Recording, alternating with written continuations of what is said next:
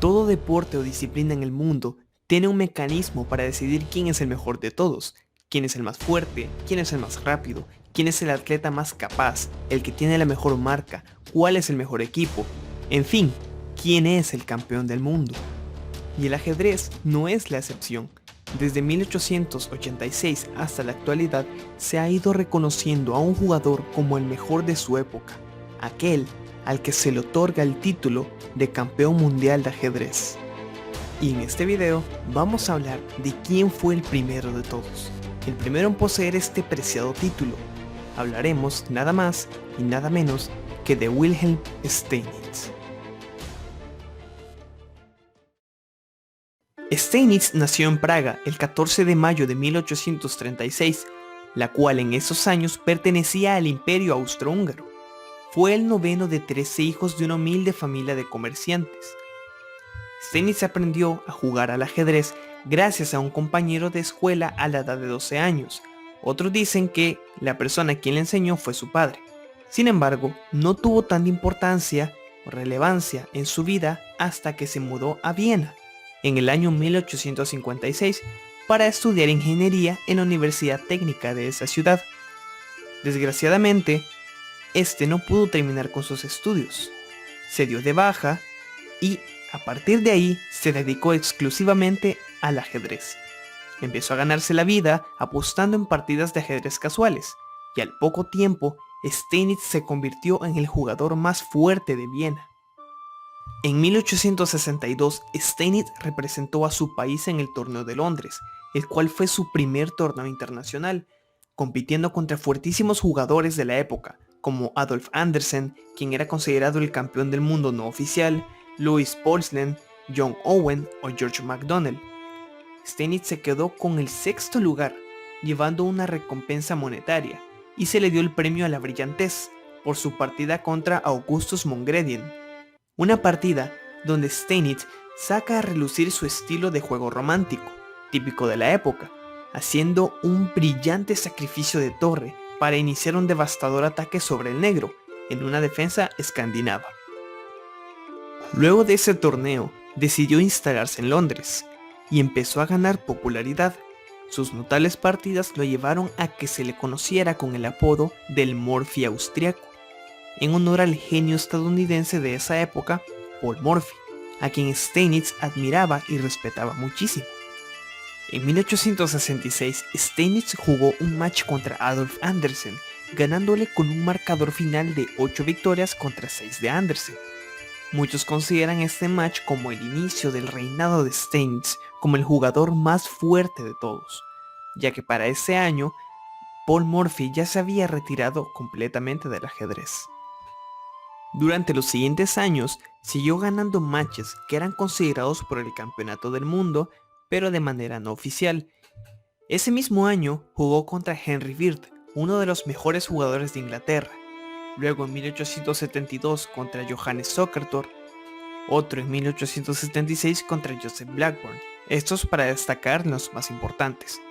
Asimismo, durante todo ese tiempo, estuvo jugando muchos torneos en formato tradicional, de los que se pueden destacar los torneos de París de 1867, Baden-Baden de 1870, torneos de Londres de 1872 y en Viena en 1873. Estos últimos, Steinitz quedó campeón.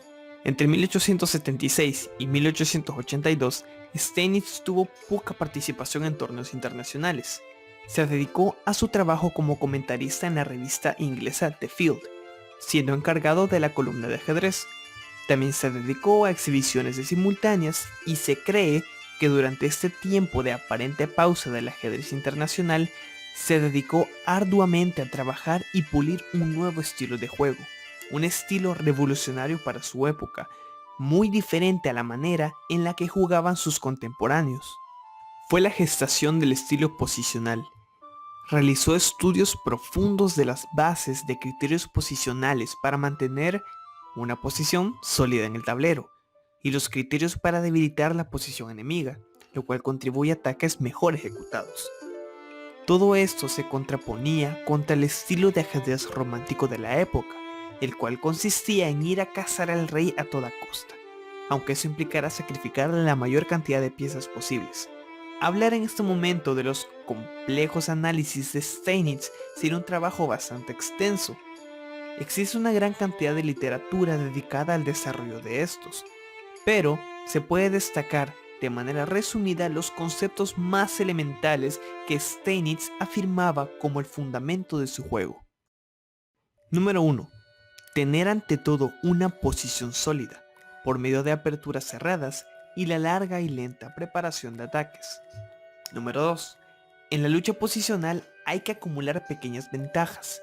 Steinitz marcó que el alfil era mejor que el caballo. Número 3. No solo el flanco donde está el rey enemigo debe ser objeto de ataque. Muchas veces puede ser objeto de ataque el flanco contrario.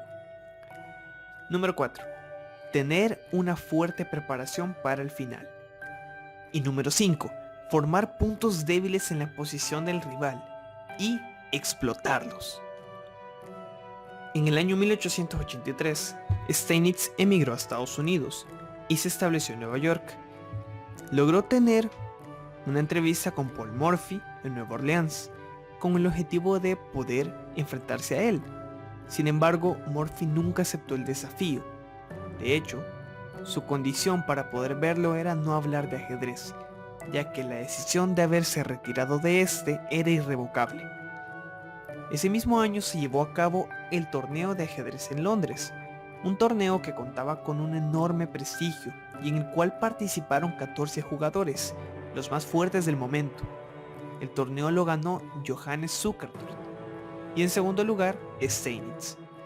Este torneo representó en ese entonces lo que en la actualidad es el torneo de candidatos, ya que a los dos primeros lugares se les dio la reputación de contendientes por el título mundial de manera oficial.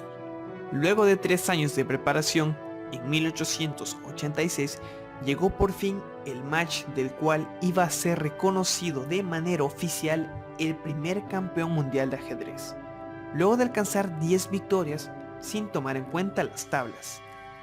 Steinitz logró convencer a Zukertort de llevarlo a cabo en Estados Unidos en lugar de en Londres. El match empezó el 11 de enero de ese mismo año, en la ciudad de Nueva York, y se seguiría con la siguiente lógica.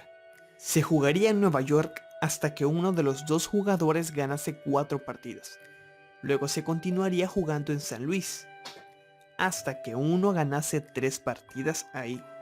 Y por último se jugaría todas las partidas que faltasen en Nueva Orleans, hasta que uno de ellos llegase a las 10 victorias. Steinitz inició con el pie derecho, ganando la primera partida, pero luego sufrió 4 derrotas consecutivas.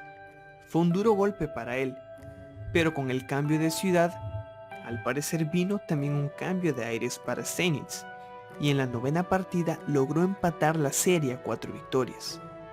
Para luego, en la 11ª, ya jugando en Nueva Orleans, Steinitz tomó la delantera, 6 contra 5 victorias. Luego de jugar 20 partidas, Steinitz alcanzó las 10 partidas ganadas contra 5 de Zukertort, coronándose oficialmente como el primer campeón del mundo en la historia del ajedrez. Luego de esta victoria, Steinitz defendió 3 veces más el título.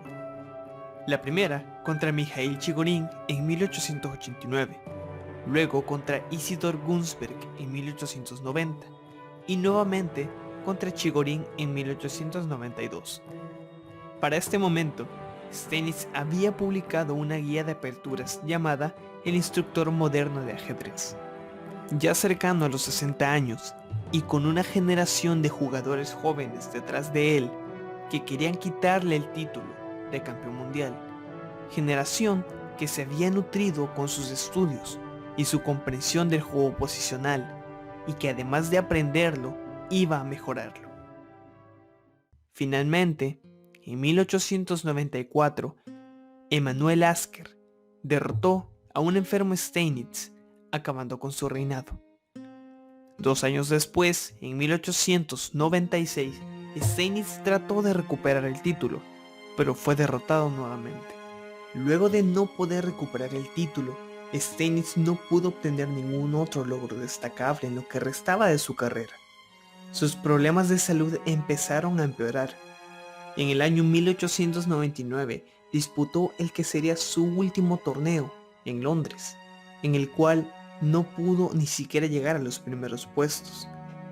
En ese mismo torneo jugó su última partida contra David Hanowski, consiguiendo así la última victoria de su vida.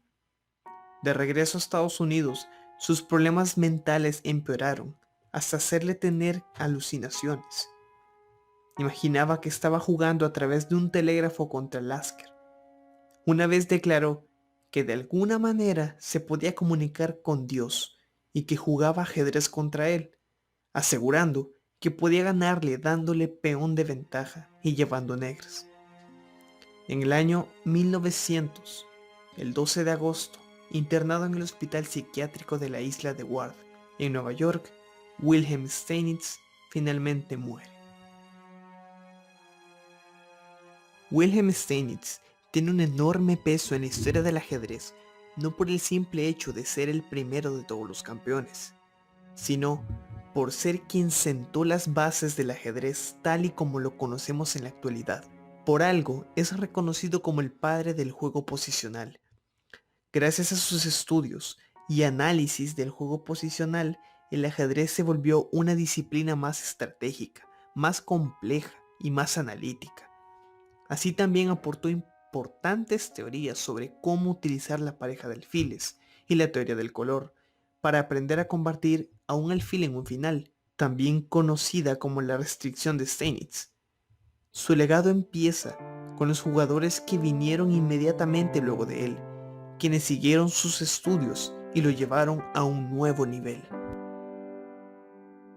Para terminar, me quedo con esta declaración de Steinitz cuando se le preguntó su opinión acerca de su largo reinado de 8 años.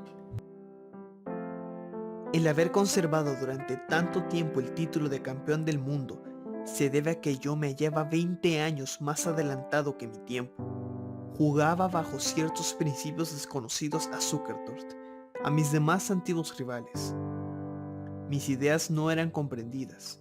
Por fin, los jugadores de hoy en día, como Lasker, Tarrasch, Pillsbury y otros, han comprendido mis principios, los han adoptado y, como es natural, han perfeccionado la obra iniciada por mí.